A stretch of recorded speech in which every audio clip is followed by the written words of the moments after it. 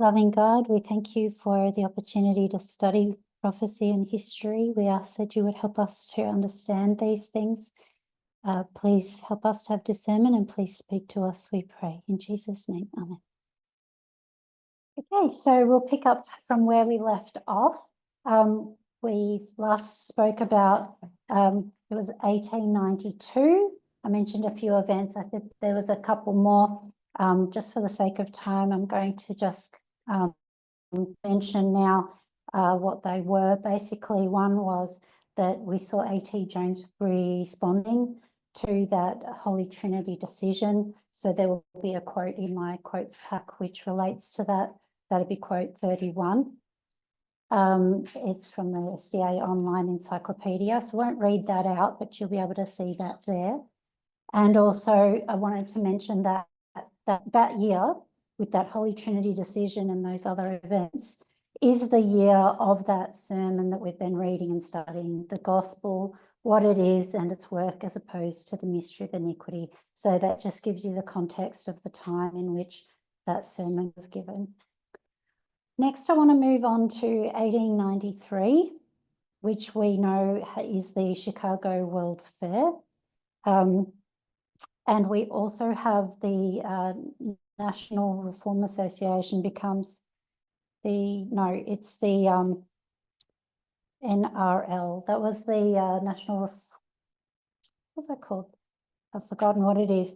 It becomes the IRLA. It's the one that's for human rights. No, Reform League. I can't remember. I should have written the name of it. But they produced the Repeal and Remonstrance booklet on human rights. And then the Catholic Mirror articles were written in response to that when they were discussing that issue that Sunday is like basically giving homage to the Catholic Church. So, but we also understand that issue of worship is also about equality and those issues of religious rights and freedoms. So that's the Chicago World Fair and that a little bit around that with the Catholic Mirror articles. And we also have an apostolic delegation set up, and this is linked to the Holy Trinity decision that was from the year before. So I've got some quotes. So as soon as the Trinity decision had become known to the Catholic students of the Constitution at Rome, there was published in the United States the purpose of Pope Leo XIII, that what the Church has done for other nations in the past, she would not do for the United States.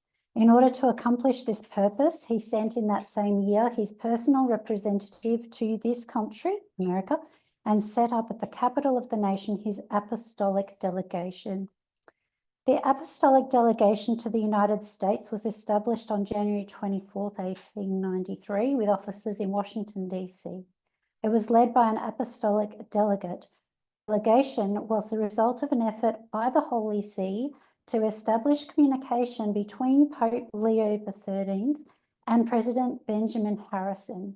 The apostolic delegate is an ecclesiastical official rather than a diplomat who represents the Holy See to the Catholic Church in his host country. Because the delegate was not recognised by the US government, the Holy See was not restricted in its choice of delegate. And we have Cardinal Francesco Sotoli as the name of that delegate. And A.T. Jones Wright, by that personal representative of his Pope Leo XIII in 1893, publicly called upon all the Catholics of America to go forward, in one hand bearing the book of the Christian truth, and in the other Constitution of the United States, to bring your countrymen, bring your country into immediate contact with that great secret of blessedness, Christ and his church. As the Catholic Bible, this is A.T. Jones speaking, as the Catholic Bible is the only Bible any Catholic would ever be expected by the Pope to carry in one hand, so it is that only the Catholic Constitution, the Constitution interpreted according to the Catholic principle, that any Catholic would ever be expected by Leo XIII to carry in the other hand. Just to sum that up, essentially what's happened here is because America has been now declared a Christian nation by the Supreme Court, the Pope has decided he likes that very much, and he likes the American Constitution very much. So he's encouraging the Catholics in America to go forth with this constitution in one hand and the Bible in the other. So we see that it was quite pleasing, I suppose, to the Pope. Not to say that everything is great between the Catholic Church and America at this point, though. And in this year, we also have the panic. Again, it's another economic crash. It's the panic of 1893, and it's related to tariffs, quote 36 and 37.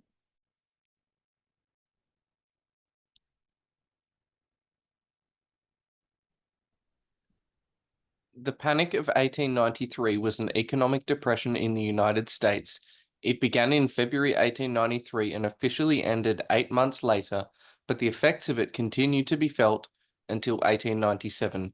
It was the most serious economic depression in history until the Great Depression of the 1930s.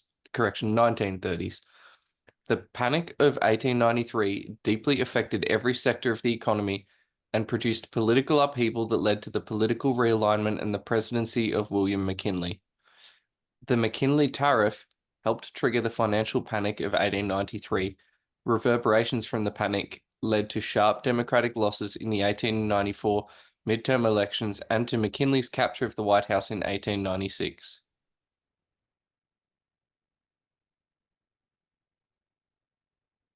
Okay, thank you. Okay, and what we also have that year is the overthrow of the Hawaiian Kingdom.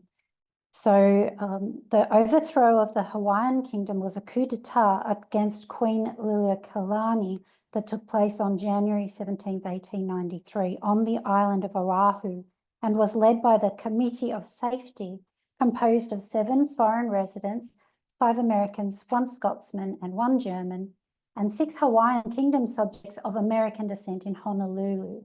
The committee prevailed upon American Minister John L. Stevens to call in the US Marines to protect the national interest of the United States of America. The insurgents established the Republic of Hawaii, but their ultimate goal was the annexation to the islands to the United States, which does end up occurring. Immediate annexation was prevented by President Grover Cleveland, who told Congress, "The military demonstration upon the soil of Honolulu was of itself an act of war, unless made either with the consent of the government of Hawaii or for the bona fide purpose of protecting the imperiled lives and property of citizens of the United States. But there is no pretense of any such consent on the part of the government of the Queen. Substantial wrong has thus been done, which a due regard for our national character as well as the rights of the injured people requires we should endeavour to repair the monarchy. Every government with a diplomatic presence in Hawaii, except for the United Kingdom, recognised the provisional government within 48 hours of the overthrow via their consulates. Countries recognising the new provisional government included Chile, Austria-Hungary, Mexico, Russia, the Netherlands, Germany, Sweden, Spain, Japan, Italy, Portugal, Denmark, Belgium, China, Peru, and France.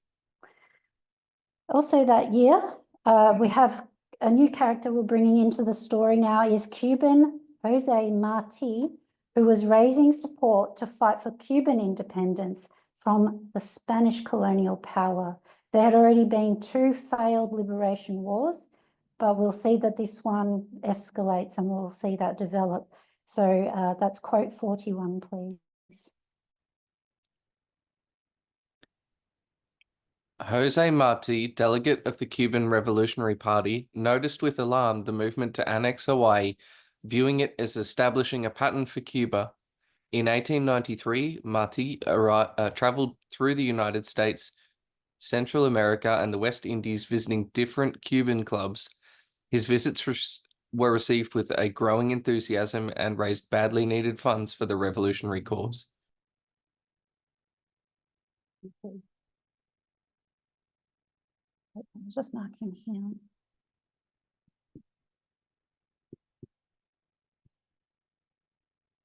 Okay, also, in 1893, so around the time of the Chicago World Fair, there was a World Parliament of Religions that happened also, and that was on September 11. And also around that same time was the Colombian Catholic Congress. So Catholics were gathering also. What we see developing in this history is what's called in the Catholic world at that time and is known today as Americanism in Catholicism in the United States. And we see an issue of the relationship between church and state being agitated within the Catholic Church also, this ethos that it is either it is Catholic or it is not Catholic, to have this Republican values that America has. Should this be a Catholic value also? It starts to become an issue, and we'll see that develop. So in 1894, that's a year of midterm elections. But what we see happening this year is that it's not actually happened yet, but we see the start of what's called the third party system transitioning into the fourth party system. We're seeing a change in politics as a whole. So quote 42. The 1894 United States elections was held on November 6. The Republican landslide of 1894 marked a realigning election in American politics as the nation moved from the third-party system that had focused on issues of civil war and Reconstruction and entered the fourth-party system, known as the Progressive Era, which focused on middle-class reform. The Democrats suffered a landslide defeat in the House, losing over 100 seats to the Republicans in the single largest swing in the history of the House. The Democrats also lost 4 seats in the Senate, thus resulting in the president's party completely losing control of both houses of Congress. The first time this ever happened in a midterm election. The Democratic Party losses can be traced largely to the panic of 1893 and the ineffective party leadership of Cleveland. The Democrats suffered huge defeats outside the South. Almost 90% of Northeastern and Midwestern House Democrats lost re-election, and the Democratic Party underwent a major turnover in party leadership. With the defeat of many Bourbon Democrats, William Jennings Bryan took the party in a more populist direction. Thank you. And what we also see happening in 1894 is that Jose Marti, who was starting his work or doing some work in the United States, is now preparing an armed expedition to Cuba for a revolution. Ships with soldiers and weapons were getting ready to depart for Cuba. 1895, the Cuban Revolution begins. On January the 12th, 1895, the North American authorities stopped the steamship Lagonda and 2 other suspicious ships, Armadas and Baracoa. So these are ships related to Jose Marti's expedition. They're stopped at the port of Fernandina in Florida, confiscating weapons and ruining Plan de Fernandina. On January the 29th, Marti drew up the order of the uprising, signing it with General Jose Maria Rodriguez and Enrique Collazo. The insurrection began on February the 24th, 1895, with uprisings all across the island of Cuba. Also in 1895, we see McKinley is continuing to prepare for his presidential run. He'll be turning his attention now more fully to national politics. Ray, that's quote 45.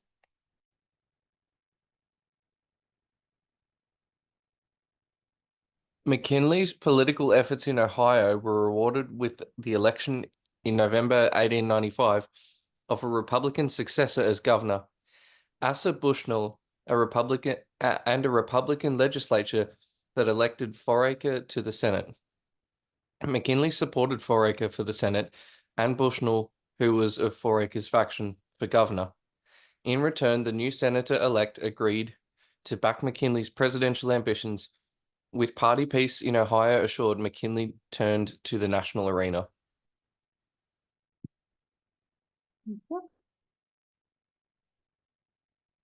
And we have a speech that A.T. Jones quotes. He will quote this speech further down in history, but the quote actually happens here. What we see here is a speech by Lord Salisbury of England. It's given on November 9, and it's about two things really.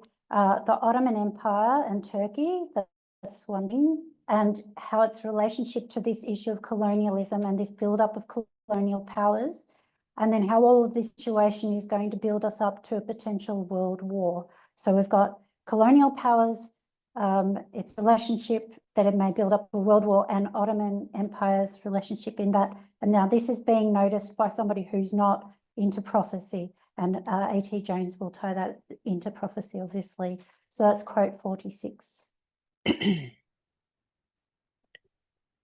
In 1895, as will be remembered, there were riots in Constantinople.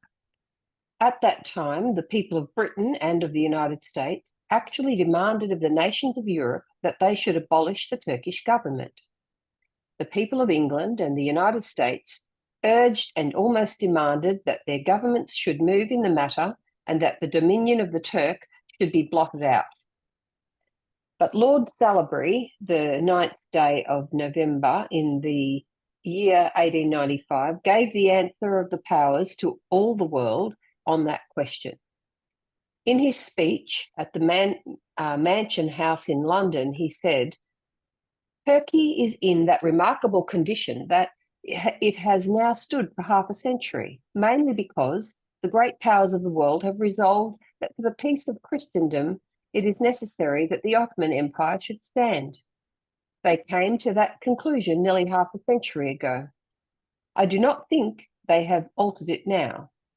The danger if the Ottoman Empire should fall would not merely be the danger that would threaten the territories of which that empire consists.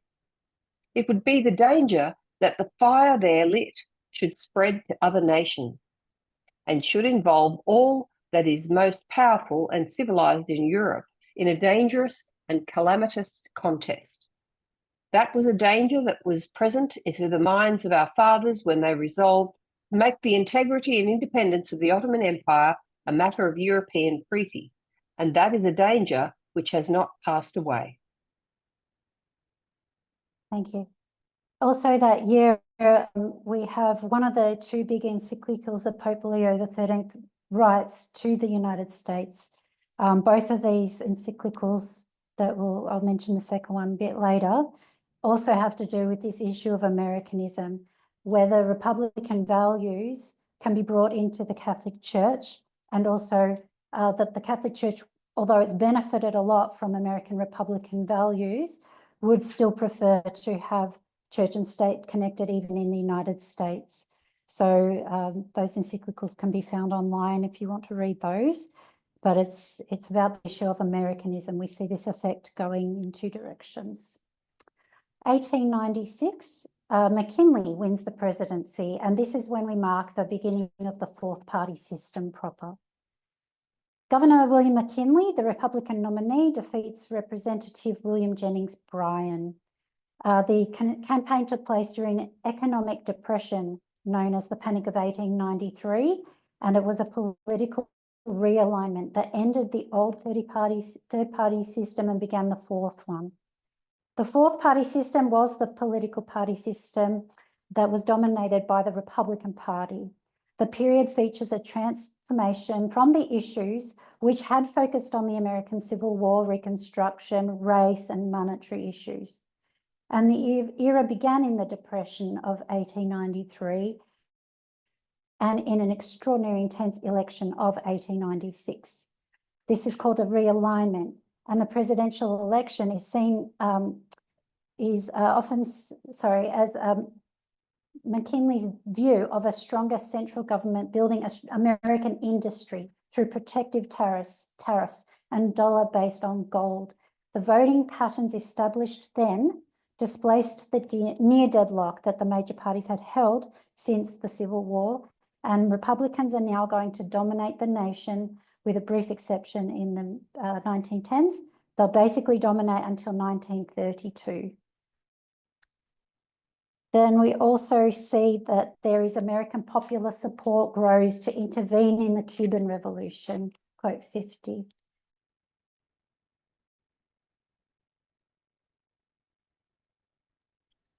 While tension increased among the Cubans and Spanish government, popular support of intervention began to spring up in the United States. Many Americans likened the Cuban revolt to the American Revolution, and they viewed the Spanish government as a tyrannical oppressor.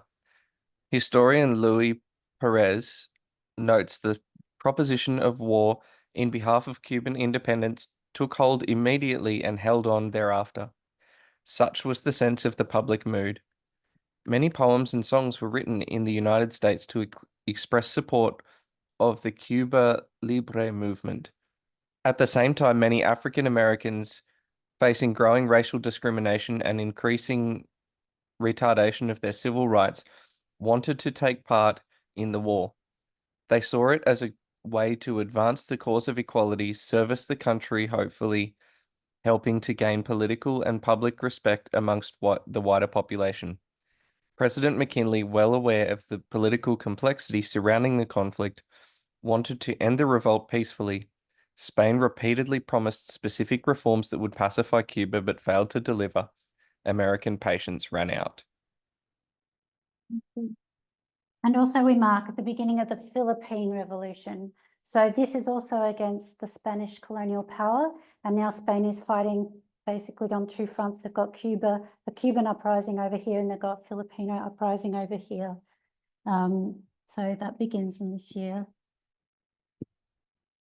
Each of these countries wanting to have the same principles, I suppose, the consent of the governed, have their own governments so that they're autonomous, basically trying to do what the United States had done back when it did that with England. So that's what these countries are after. I won't read the quotes, but we do see that A.T. Jones starts adding more commentary around this as well. So if I provide my quotes, you'll be able to read that one as well. In particular about the Eastern question and these Christian powers being jealous and the fact that war is being restrained and how this is connected to prophecy. Moving on to 1898, this is a very big year. We'll start off with the sinking of the Maine, and then it will actually lead us to the beginning of the Spanish-American War. So McKinley sent USS Maine to Havana to ensure the safety of American citizens and interests and to underscore the urgent need for reform. Naval forces were moved in position to attack simultaneously on several fronts if the war was not avoided. At 9:40 p.m. on February 15, 1898, Maine sank in Havana Harbour after suffering a massive explosion. In total, 260 servicemen were killed in the initial explosion. 6 more died shortly thereafter from injuries, marking the greatest loss of life for the American military in a single day since the defeat of Little Bighorn 21 years prior. While McKinley urged patience and did not declare that Spain had caused the explosion, the deaths of hundreds of American sailors held the public's attention. Most American leaders believed that the cause of the explosion was unknown. Still, public attention was now riveted on the situation, and Spain could not find a diplomatic solution to avoid war. On April 19, while Congress was considering joint resolutions supporting Cuban independence, Republican Senator Henry M. Teller of Colorado proposed the Teller Amendment to ensure that the US would not establish permanent control over Cuba after the war. The amendment, disclaiming any intention to annex Cuba, passed the Senate 42-35. The House concurred the same day, 311-6.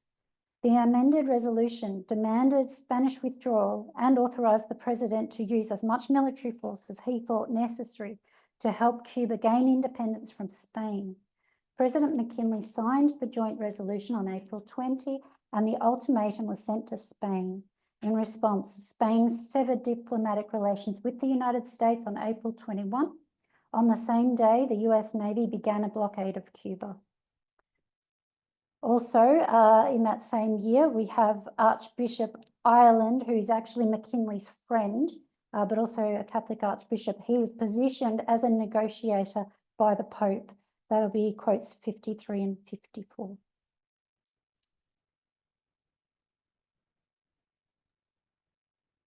Archbishop Ireland was personal friends with Presidents William McKinley and Theodore Roosevelt. At a time when most Irish Catholics were staunch Democrats, Ireland was known for being close to the Republican Party. Privately, Ireland would tell people he was a member of the party. He opposed racial inequality and called for equal rights and equal privileges, political, civil, and social. Although Archbishop Ireland's allegiance to the Republican Party and his defense of its policies on occasion drew criticism, the results also earned him friendship and favor among many political leaders. In 1898, the Holy See asked him to intercede with President William McKinley to try and avert the impending Spanish-American War. Although his diplomatic negotiations with McKinley were not successful, Ireland was recognized both by Rome and by the President as a spokesman for the Church in these discussions. Thank you. We also see this big return of manifest destiny, quote 55. Manifest destiny was a phrase that represented the belief in the 19th century United States that American settlers were destined to expand westward across North America, and that this belief was both obvious, as in manifest, and certain, destiny. The belief was rooted in American exceptionalism and romantic nationalism, implying the inevitable spread of the Republican form of governance. It was one of the earliest expressions of American imperialism in the United States of America, when President William McKinley advocated annexation of the Republic of Hawaii in 1898. He said that we need Hawaii just as much and a good deal more than we did California. It is manifest destiny. On the other hand, former President Grover Cleveland, a Democrat who had blocked the annexation of Hawaii during his administration, wrote that McKinley's annexation of the territory was a perversion of our national destiny. Thank you. Another quote, by the time the troops arrived in the Philippines at the end of June, McKinley had decided that Spain would be required to surrender the archipelago to the United States. He professed to be open to all views on the subject. However, he believed that as the war progressed, the public would come to demand retention of the islands as a prize of war. And then we have quote 57. And this is A.T. Jones' writings, and he's quoting. Imperial America is a term now seriously proposed and actually used to suggest the manifest destiny of the United States in the enlarged sphere opened by her guns, directed by Dewey on the morning of May Day at Manila. This sentiment is fast growing. In a speech at a dinner tendered to him before leaving San Francisco to govern the Philippine Islands, Major General Merritt said, I believe in the new national policy of the United States, which looks to the acquisition of additional territory represented in outlying islands that are requisite for the development of national strength and growth. The war was begun for the enforcement of the idea of human liberty, and with no thought of national aggrandizement, but the logic of the events has brought about an unexpected result, and the government has taken the Philippines by right of conquest. What the Navy has won, the Army will hold. The strong hand of the government on those islands ought never to be loosened. This great people is in need of room in which to spread. The people feel this, and the government will never be able to let go of the island that have been won by American prowess. The Washington correspondent of the Times Herald tells what he finds at the national capital as follows. What the Navy conquers, the Army must hold. So Major General Wesley Merritt, prospective military governor of the first colony of the United States, and his sentiment has awakened a responsible echo from the nation. Admiral Dewey's victory at Manila has filled the American blood with the fever of conquest. Conservatives may preach on the policy of the fathers, but they cannot hold the ears of the masses while the fever is on. The cooler judgment of the sober second thought may quiet the public pulse, but there is abundant evidence that for the time being the sentiment of the nation is against the surrender of any territory wrenched from the grasp of Spain. Thank you. We also see that year something called the Comity Agreement of 1898, where Protestants prepare for missionary work in the Philippines. Quoting, after the defeat of the Spanish in the Battle of Manila Bay by US Naval Asiatic Squadron, Presbyterian, Baptist and Methodist leaders met in 1898 in New York to discuss how to bring Protestantism to the Philippines.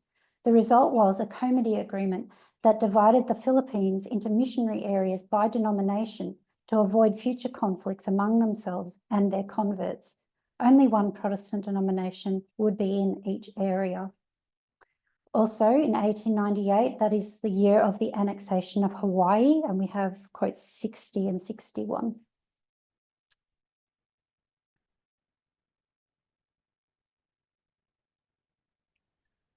Honolulu became a mid-ocean stopover for the United States troops that were sent across the Pacific to follow up Dewey's victory in Manila Bay, Philippines. Hawaii demonstrated its value as a naval base in wartime, and the American colony on Hawaii won widespread American approval for its help. With the opposition to annexation weakened by its strategic importance, Hawaii was annexed by the Newlands Resolution. Although the bill was authored by a Democrat, most of its support came from Republicans. It passed the House by a vote of 209 to 91. It passed the Senate by a 2/3 majority vote of 42 to 21.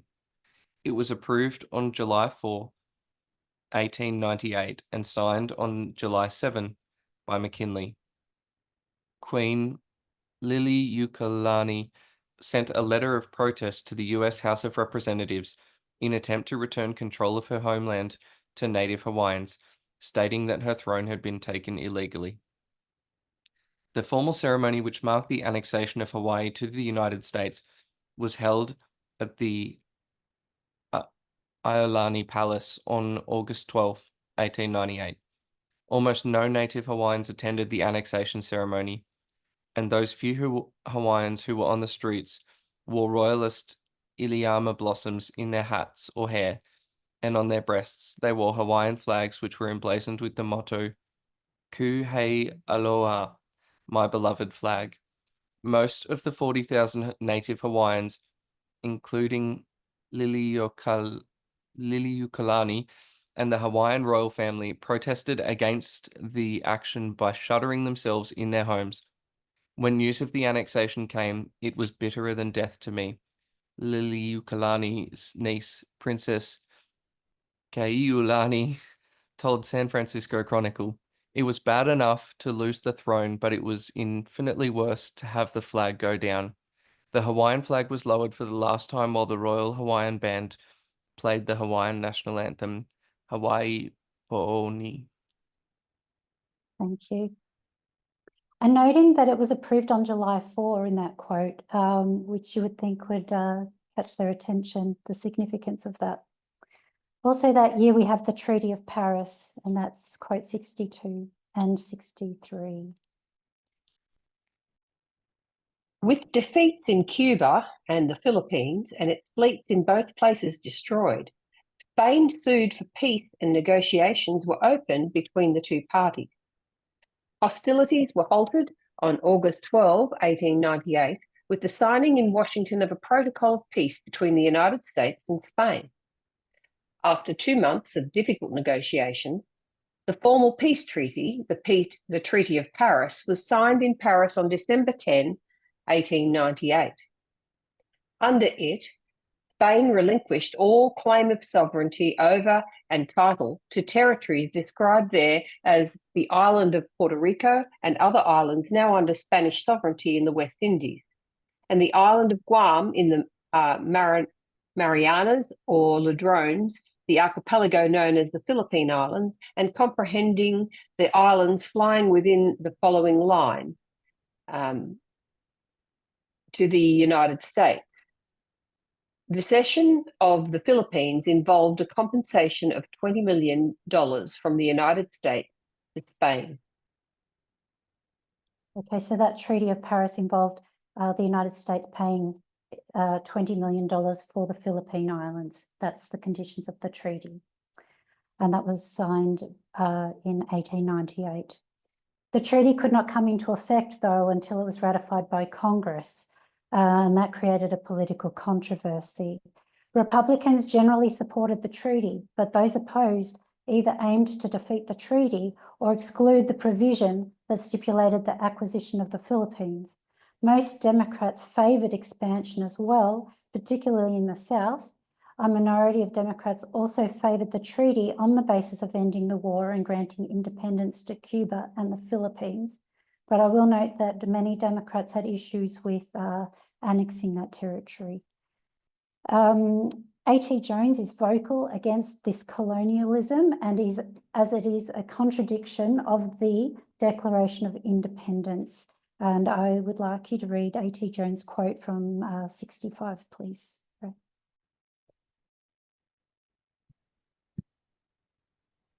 But the experiment of involuntary subjection has already been tried by this government, and the result was such as should never be forgotten by the American people. For many years after the establishment of the Constitution, involuntary servitude was maintained in many of the states and was sanctioned by the federal authority, and the final result was the terrible Civil War. With that warning lesson before their eyes, the American people may well hesitate to approve that which will again violate the spirit, if not the letter, of the Constitution, and set up the ensign of liberty and union over a people held in subjugation. This nation was established to proclaim to the world liberty in government, and when it ceases to do this by annexing to itself a conquered territory and people, it becomes useless for the purpose for which it was divinely ordained, and may no longer count upon a favouring providence. Thank you. And also in this year, as this is agitating politically, we see the American Anti-Imperialist League is also formed. That's quote 66.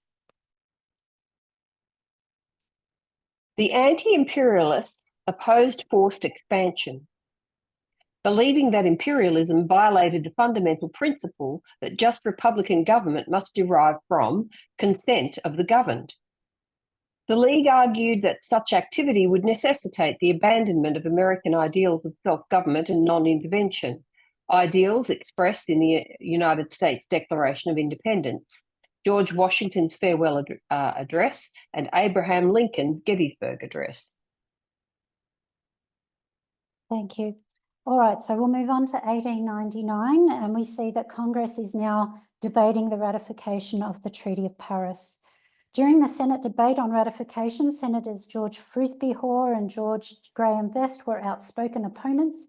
Hoare stated, "This treaty will make us a vulgar, commonplace empire, controlling subject races and vassal states in which one class must forever rule and the other classes must forever obey." Some anti-expansionists stated that the treaty committed the United States to a course of empire and violated the most basic tenets of the Constitution. They argued that neither the Congress nor the President had the right to pass laws that governed colonial peoples who were not represented by lawmakers. Some Senate expansionists supported the treaty and reinforced such views by arguing, "Suppose we reject the treaty, we continue the state of war, we repudiate the President, we are branded as a people incapable of taking rank as one of the greatest world powers." That was Senator Henry Cabot Lodge. Another person, "Providence has given the United States the duty of extending Christian civilization. We come as ministering angels, not despots." That's Senator Newt Nelson. Expansionists said that the Constitution applied only to citizens, an idea that was later supported by the Supreme Court in the insular cases, and we'll get to that. As the Senate debate continued, Andrew Carnegie and former President Grover Cleveland petitioned the Senate to reject the treaty. Both men adamantly opposed such imperialist policies and participated in the American Anti-Imperialist League, along with other such prominent members as Mark Twain and Samuel Gompers. We also see the Christianization of the Filipinos as something that is commented on by Percy McGann, an Adventist, around this time, and would like if you could read quote 68, please. It has been urged by many that there is a duty incumbent upon the United States to take the Philippines for the purpose of Christianizing the natives, even although such occupation be against the wishes of the inhabitants and contrary to the principle of government by consent. It is argued that the opportunity to purchase the islands constituted a divine call to this Benjamin of nations to enter that neglected part of the vineyard of the master's vineyard. Zealous advocates in earnest tones tell of the blessings which will accrue to these benighted souls when an army of missionaries filled with an undying love for those who know him not can, without fear of molestation, proclaim beneath the protecting aegis of the stars and stripes the suffering of the Saviour and the joys of the better world. Vividly they portray how much more rapidly the gospel can be carried to those who know it not when the islands are controlled by the government of the United States than it could possibly be if these isles which wait for his law were ruled by the heathen. One United States senator, in the course of his speech on the Philippine question, declared that the Anglo-Saxon advances into the new regions with the Bible in one hand and a shotgun in the other. The inhabitants of those regions which he cannot convert with the Bible and bring into his markets, he gets rid of with the shotgun. This is not altogether irony. Ministers of the Christian Church are everywhere praising the war in these islands and preaching that it has come about in the providence of God in order that the gospel may go more rapidly. Just as far as this idea gets hold of the Christian sects, just that far they assent to the doctrine of a union of church and state. Just that far they are extolling that system of things which we hoped we had forever discarded in the new order of things. That the poor souls in the Philippine Islands are in need of the gospel of Jesus Christ, no one will deny, but that gospel must be carried to them by men endued with the power of the Holy Ghost, and armed with the weapons of faith and prayer, not by any such means as are now being used. Thank you. There's also some commentary around social Darwinism that was noted in the resources I read. So that'd be quote 69. Social Darwinist thought was rampant in the McKinley administration. The implication that the Filipinos could not govern themselves was a phrase often uttered by McKinley and his cabinet. Secretary of War Elihu Root insisted Filipinos were incapable of self-government. Secretary of State John Hay also argued retention of the island based on Filipino incapacity was an obligation they could not avoid. McKinley rarely used economic arguments in his speeches because the social Darwinist theories worked so well with the public. The need to help our little brown brothers, as both the Filipino and Cuban people were known in America, sufficiently sold the president's foreign policy to the people, and it was a policy congressmen would fail to support it at their own peril. McKinley proclaimed that the sole American purpose in regard to the Philippines was to safeguard the welfare and happiness and the rights of the inhabitants of the Philippine Islands. McKinley publicly stated that abandonment of the Philippines would result in the islands becoming the helpless spoil of some other nation. I'll just put a comment there that this social Darwinism isn't particular to this year. It's really, it's a feature of this whole history. But I include that comment here because of the debate going on in Congress. Okay, we have also questions of what rights they will extend. Will they extend voting rights and citizenship rights?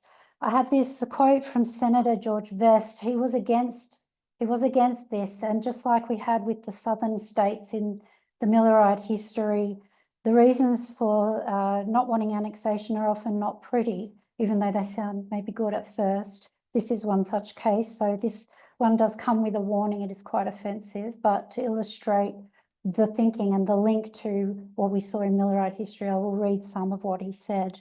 This is a speech he gave. I am opposed to annexing the Philippines because such annexation makes the people of those islands ultimately citizens of the United States and necessitates the admission of the territory thus acquired as a state.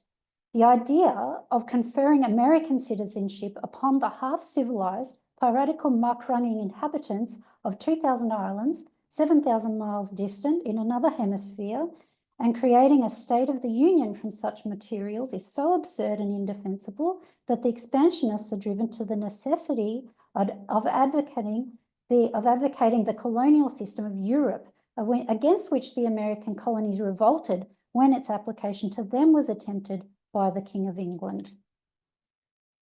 This decision as to holding colonies has never been questioned by any court or public man in this country until the craze for expansion made its appearance within the past few months. The Congress can ignore the Bill of Rights and deprive citizens in a territory of the right to trial by jury, security from unlawful search and seizure, freedom of religious opinion, and the other rights guaranteed by the Constitution cannot be defended successfully, even by Webster. The Supreme Court of the United States has repeatedly determined that the federal Constitution, with all its provisions, applied to all territory under the jurisdiction of our government. No government El Dorado has been discovered in these distant possessions. Let us listen to that lofty resolution of Congress declaring the war with Spain to be waged not for conquest, but for humanity and the liberation of Cuba from Spanish despotism. And then let us hear with impatient disgust those who are shouting against hauling down the flag. Let the flag of our republic not be hauled down, but brought back to congenial soil where it will wave over free men instead of floating above conquered islands in another hemisphere and 10 million half barbarians bought for $2 each. Again, I apologise for the offensiveness of that. And let's keep in mind that this kind of offensiveness is the kind of things that feminists would recognise when we're dealing with the issues of sexism today, is also as ugly and disgusting as this, just that we've been desensitised to it. May we be offended also by the treatment of gender. Also this year we have William Jennings Bryan, his compromise in this ratification. First quote I have is actually, I think it's quoting what he said earlier on, and then the second quote, part of what Ray will read, is where he then goes from there. So he generally stood against all kinds of colonialism for freedom, for equality. He would stand for equality. Go ahead, Ray, 71. Quoting Bryan, "If we enter upon a colonial policy, we must expect to hear the command, 'Silence,' issuing with increasing emphasis from the imperialists.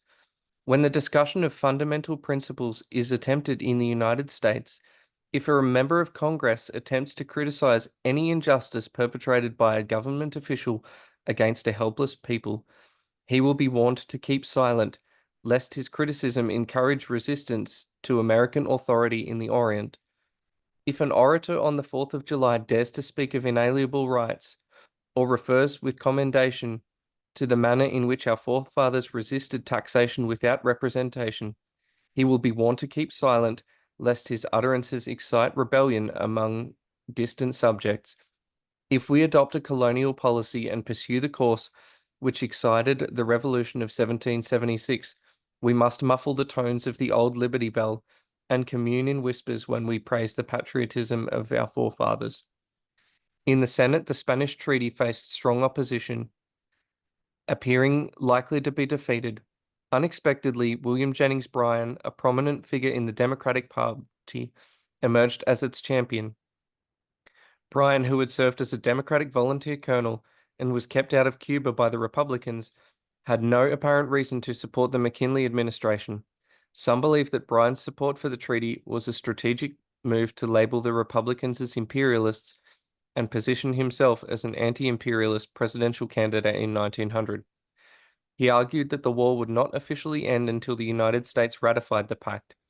Accepting the treaty would expedite the process of granting independence to the Filipinos. After Bryan used his influence with certain Democratic senators, the treaty was approved on February 6, 1899, with only one vote to spare. However, the primary responsibility for its passage rested with the Republicans. Okay. So it seems as though William Jennings Bryan had some motives potentially behind changing his stance at the sort of last minute and encouraging some other senators to also vote for this ratification, which took it over the line, although primarily it was Republicans that voted for that ratification and it succeeded. We also see McKinley's influence during this time too, because he did not start off with this kind of mindset either in his political career. So that'd be quote 73, please. It's a quote, and then it will quote what McKinley said. President McKinley told Congress that his inspiration for invading the Philippines came from God. Hold a moment longer. Not quite yet, gentlemen. Before you go, I would like to say just a word about the Philippine business. I have been criticised a good deal about the Philippines, but don't deserve it. The truth is, I didn't want the Philippines, and when they came to us as a gift from the gods, I did not know what to do with them. When next I realised that the Philippines had dropped into our laps, I confessed I did not know what to do with them. I sought counsel from all sides, Democrats as well as Republicans, but got little help. I thought first we would take only Manila, then Luzon, and then other islands, perhaps also. I walked the floor of the White House night after night until midnight, and I'm not ashamed to tell you, gentlemen, that I went down on my knees and prayed to Almighty God for light and guidance more than one night. And one night late, it came to me this way. I don't know how it was, but it came. 1, that we could not give them back to Spain. That would be cowardly and dishonourable. 2, that we could not turn them over to France or Germany, our commercial rivals in the Orient. That would be bad business and discreditable. 3, that we could not leave them to themselves. They were unfit for self-government, and they would soon have anarchy and misrule worse than Spain's was. And 4, that there was nothing left for us to do but to take them all and to educate the Filipinos and uplift the civilization and Christianize them, and by God's grace do the very best we could by them, as our fellow men for whom Christ also died. And then I went to bed and went to sleep and slept soundly, and the next morning I sent for the chief engineer of the War Department, our map maker, and I told him to put the Philippines on the map of the United States, pointing to a large map on the wall of his office. And there they are, and there they will stay while I am president.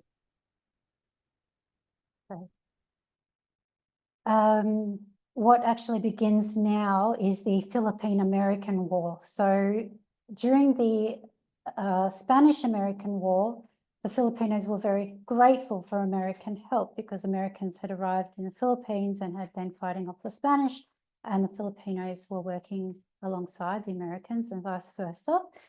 Now what we see is that the Americans now turn their guns and cannons a different direction, and it becomes a war between the Filipinos and the Americans.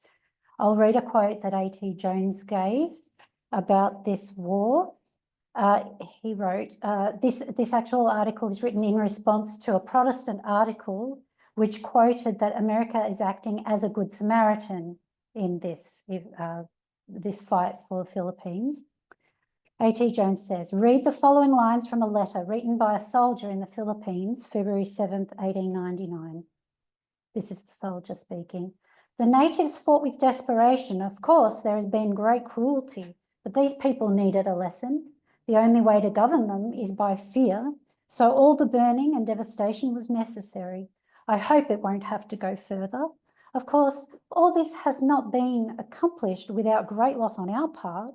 Last night, the list of the dead had risen to 50. Thus far, about 200 wounded have been taken to the hospitals. I tell you, it is a terrible sight to see the poor boys being taken into the hospitals.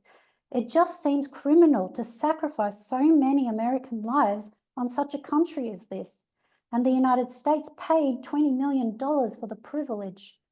The end has not yet come, and no one knows how long it will take to subdue these people. I sincerely hope that it won't take long to educate these people, and that they will soon be convinced that to resist the superior power of the United States is worse than useless. But it is a harsh and unpleasant lesson that we are forced to teach these people. And the worst of it is They are fighting for just the same principle which actuated us in our struggle for our independence. That is, the right to govern themselves and to conduct their own affairs. They look upon us as invaders, and although we are feared, we are heartily hated by the inhabitants. The Filipinos die with curses on their lips and hatred in their eyes, and we are paying too great a price. A.T. Jones continues.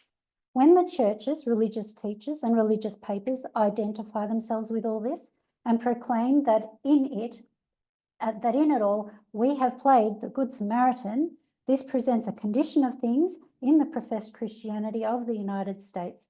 What can such Christianity be but a part of that Babylon which is fallen and is making all nations drink of the wine of the wrath of her fornication?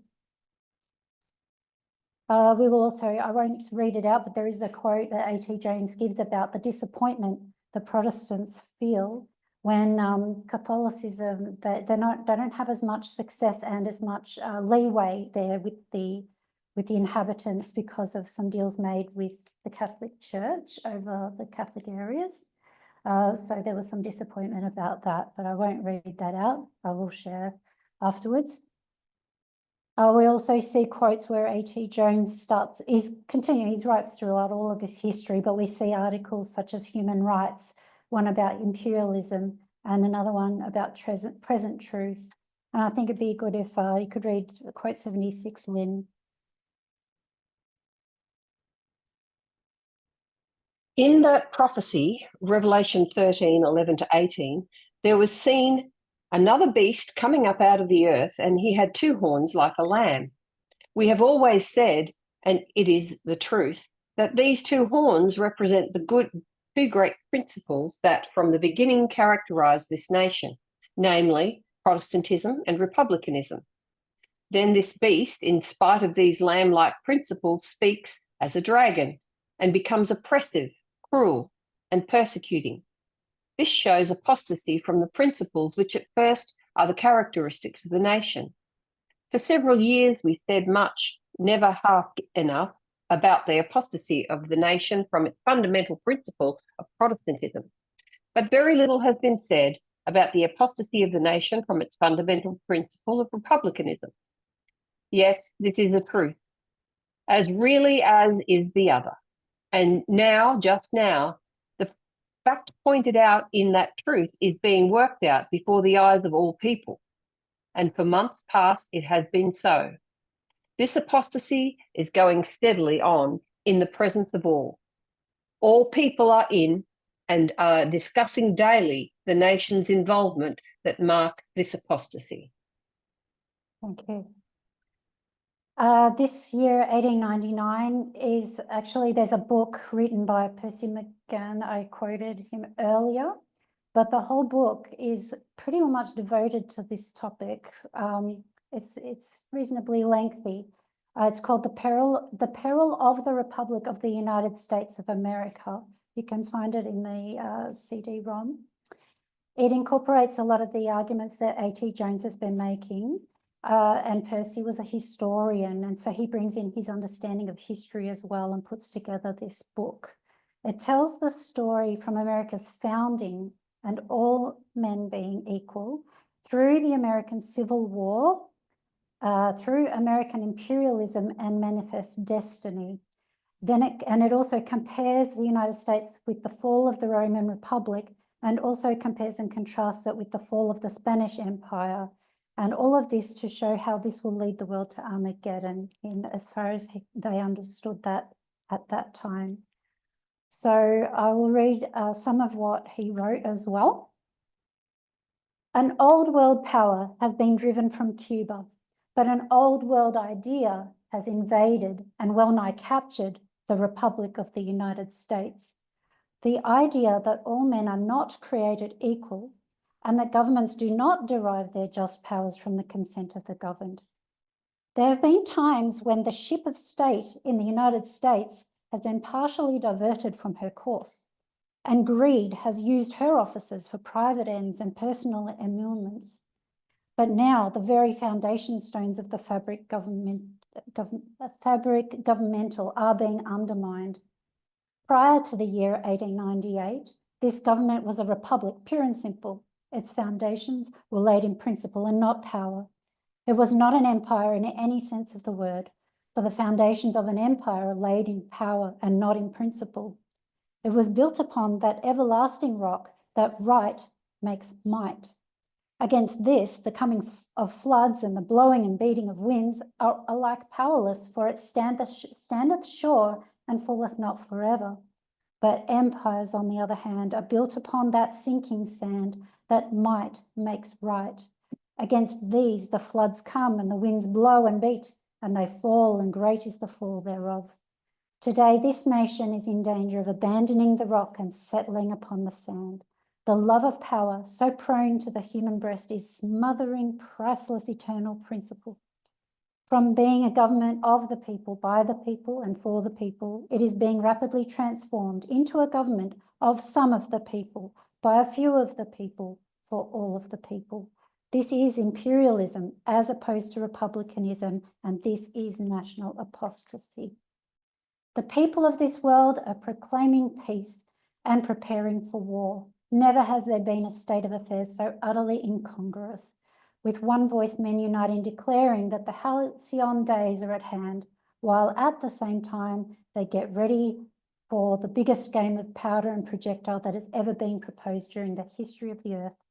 Europe presents the appearance of one vast battlefield with the rival armies of each nation drawn up in military array, waiting for the signal which will announce that the time has come for the fray to commence.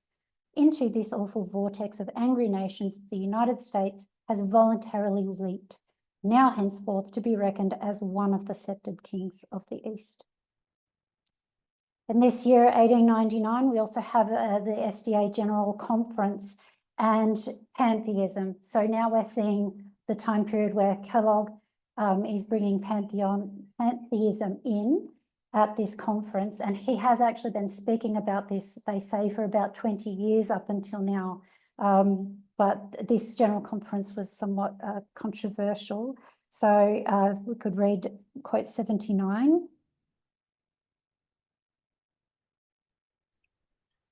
Only as God had revealed it to her could Ellen White have known the pantheistic teachings that would be presented at the General Conference session.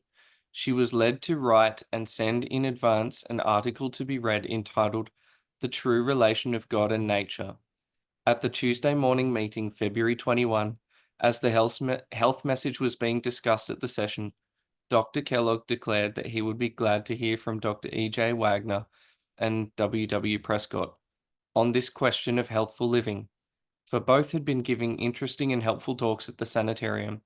As Wagner spoke, he did so in the framework of pantheistic philosophy, which carried apparent support from at least a part of the audience. Some days later, the mail brought Ellen White's message, which was read to the session on the Sabbath afternoon, March 4th.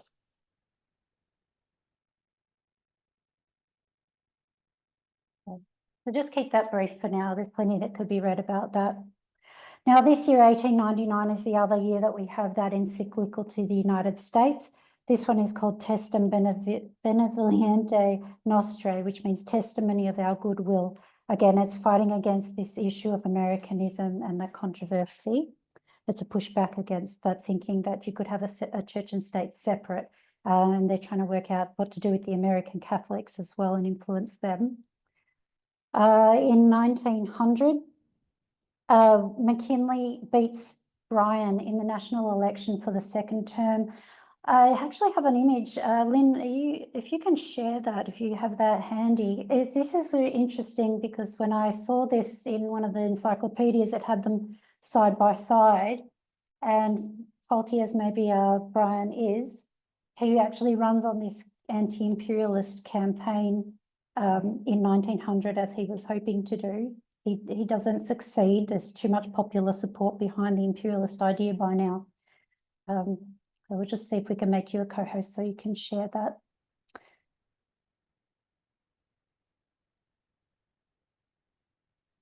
Just have a go. Thank you. Okay. Can everyone see that? We can see, yeah, we can see that. Thank you. So these are the two campaign posters side by side for 1900. what you'll see is McKinley's one has got a woman holding a flag says prosperity. Okay, so that's what he's appealing to there. And this woman, I imagine, is meant to be Manifest Destiny, holding that. Because if you see the original Manifest Destiny artwork, it looks like that.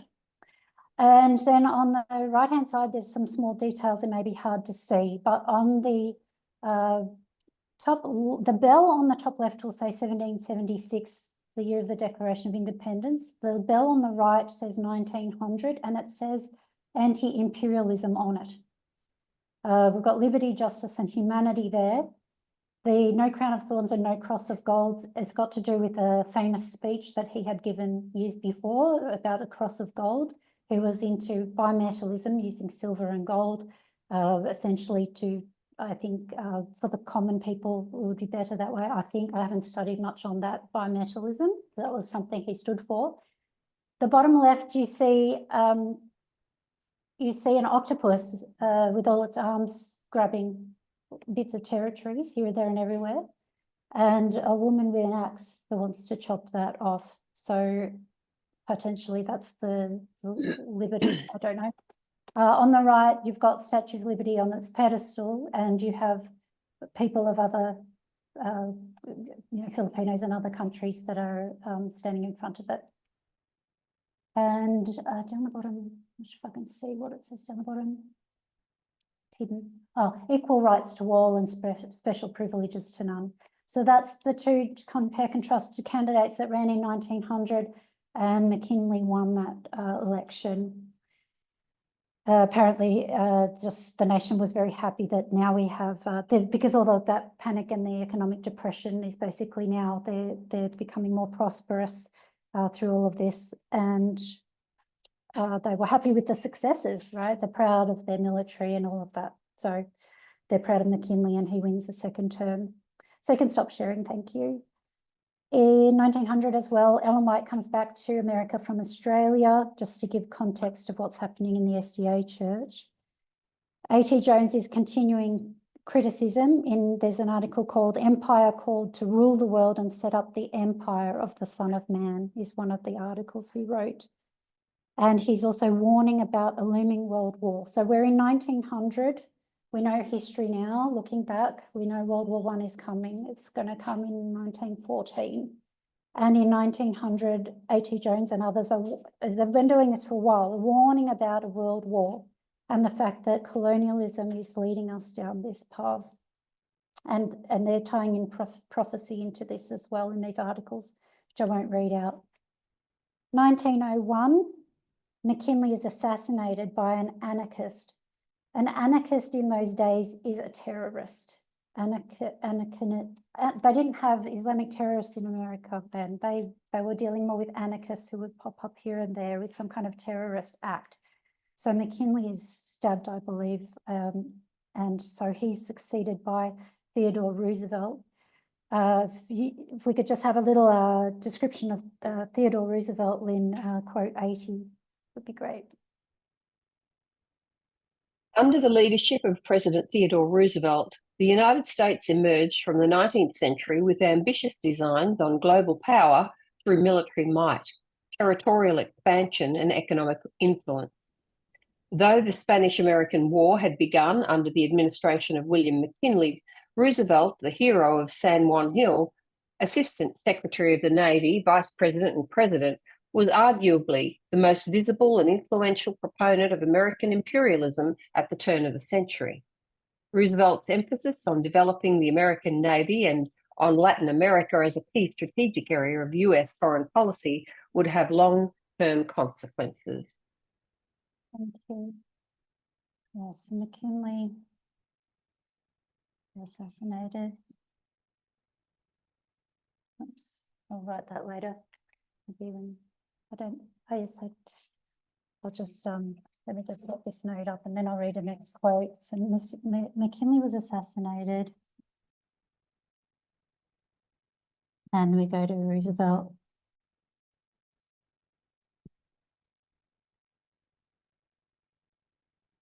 All right, now 1901 to 1914, is a period of time where we see the insular cases. I mentioned them earlier, so let me just read out what they are.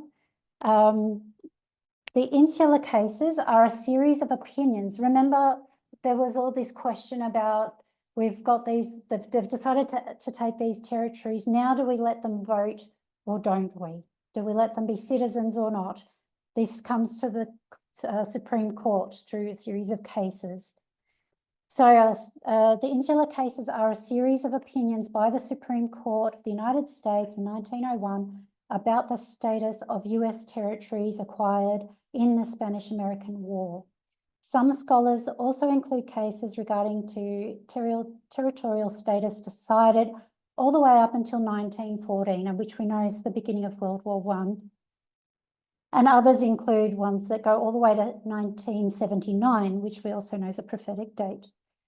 When the war ended in 1898, the United States had to answer the question of whether or not people in newly acquired territories were citizens, a question the country had never faced before. The preliminary answer came from a series of Supreme Court rulings now known as the insular cases, which responded to the question of how American constitutional rights apply to those in United States territories. The Supreme Court held that full constitutional protection of rights does not automatically or ex proprio vigore of its own force extend to all places under American control. These Supreme Court rulings allowed for the United States government to extend unilateral power over these newly acquired territories. The court also established the doctrine of territorial incorporation, under which the Constitution applied fully only in incorporated territories such as Alaska and Hawaii. So they're going to make different rules for the different places. Meanwhile, the Supreme Court ruled the Constitution applied only partially in the newly unincorporated Puerto Rico, Guam, and the Philippines. The rulings are widely considered racist. The Downs versus Bidwell case called the people of the insular areas alien races, and the DeLima versus Bidwell ruling termed them savage tribes. The Downs versus Bidwell case further suggests that the administration of government and justice, according to Anglo-Saxon principles of alien races, may for a time be impossible. The District Court of the Virgin Islands called out the case's racist doctrine and the era's intrinsically racist imperialism. So they're the insular cases from 1901 through to 1914. And we still see some of that, the consequences of that today. 1901 to 1906, we have some SDA events as well during this period. The SDA conference, they started to reorganise and they made a new constitution. During this period, they had fires at the Battle Creek Sanitarium and the Review and Herald Publishing House. During this period, Kellogg writes The Living Temple, which is a book that had the pantheism. Pantheism is that God permeates everything, which Ellen White spoke against with this book and this philosophy. Other leading figures are not going well in this history too. Kellogg is separating from the church. A.T. Jones goes to work with Kellogg against advice, and he becomes sympathetic to pantheism as well. And E.J. Wagner is going astray also and leaves the church during this time. Other leaders are coming up with new light, and there are a lot of controversies.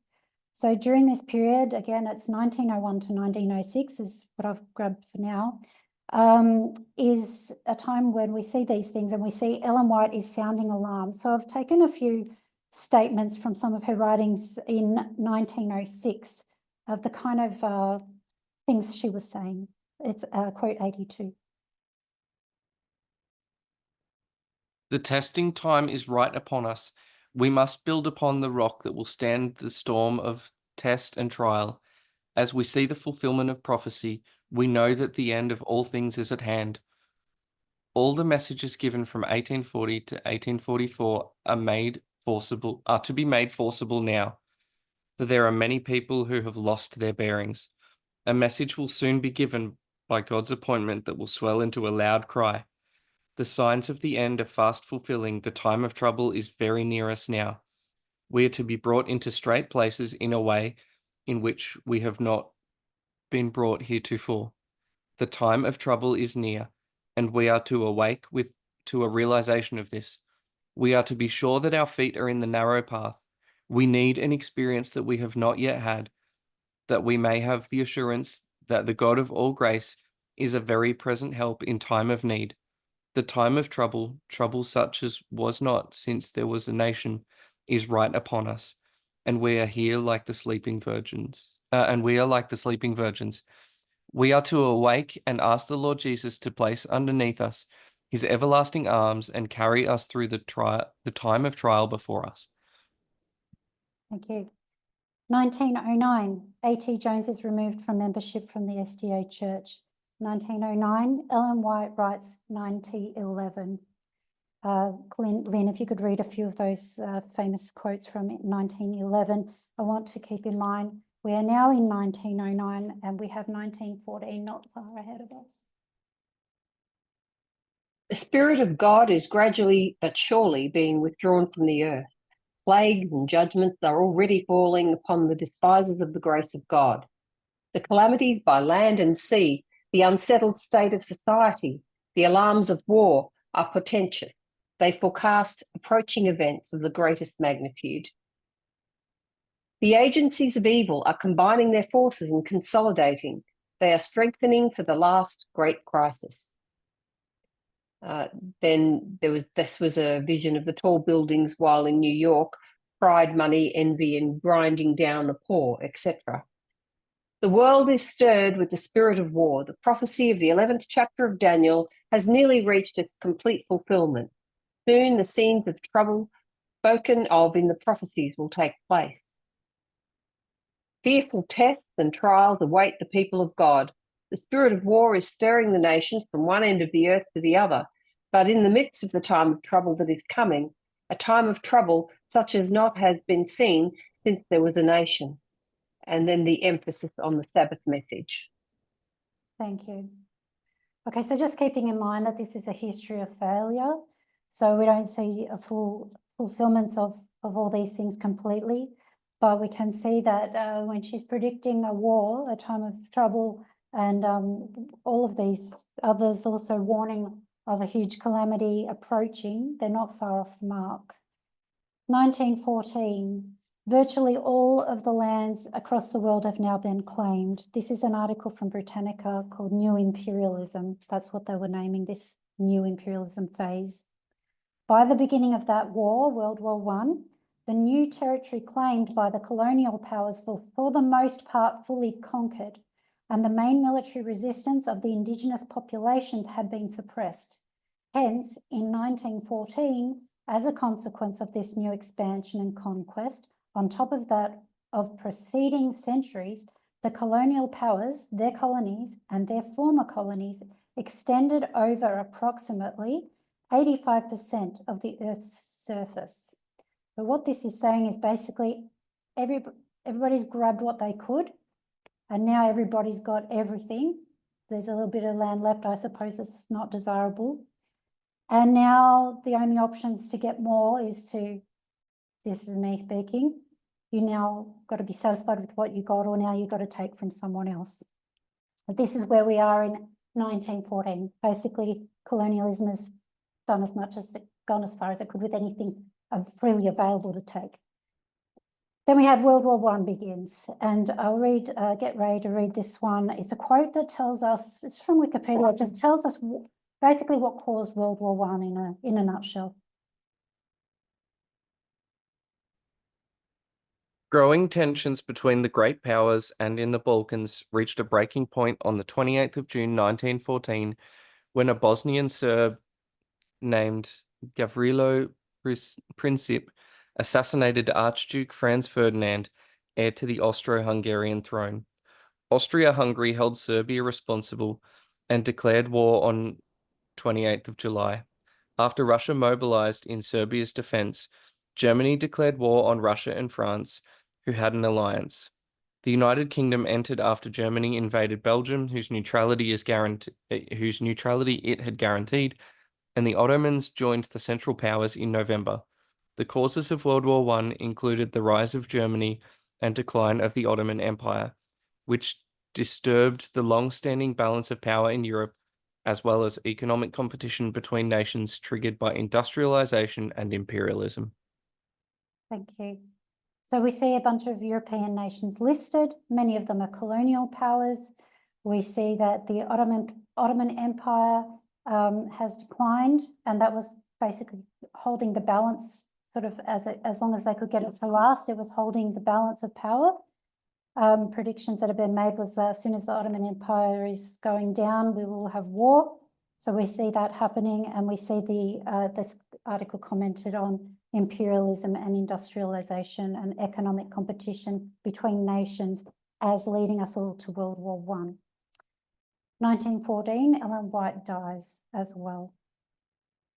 1917 is when the United States entered World War I. They didn't enter it straight away. They were helping supply ammunition and materials, but they didn't join till 1917.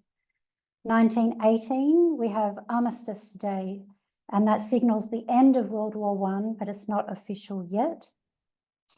And then in 1919, that would be where I would mark the end of this. Keeping in mind that in the Millerite history, we had the time of trouble as the Civil War. And it was the halfway mark here pretty well much. And then there was continuation. World War I, we know, is half of a broader war. We got World War II that will come up here. And I want to suggest that 1919 is actually the end of this line.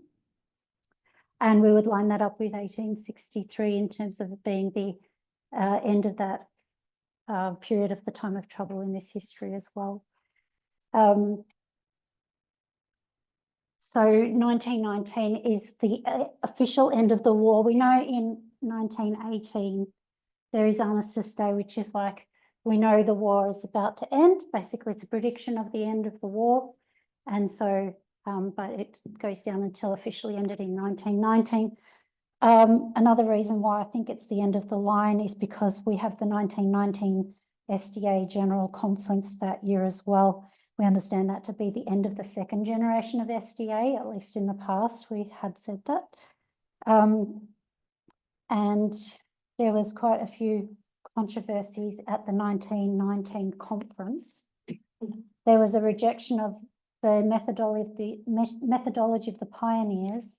We had Prescott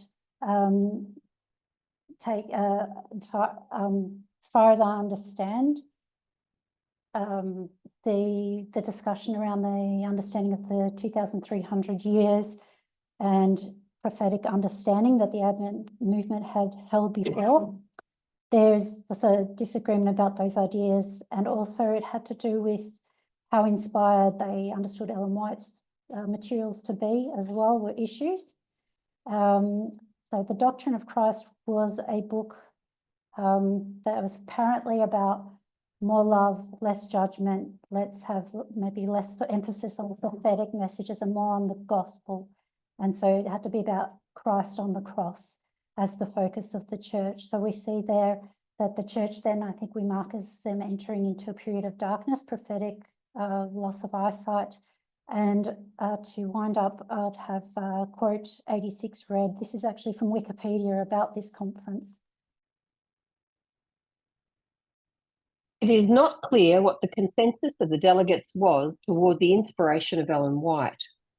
Some were concerned that church members would become terribly upset if they should discover that Ellen White was fallible.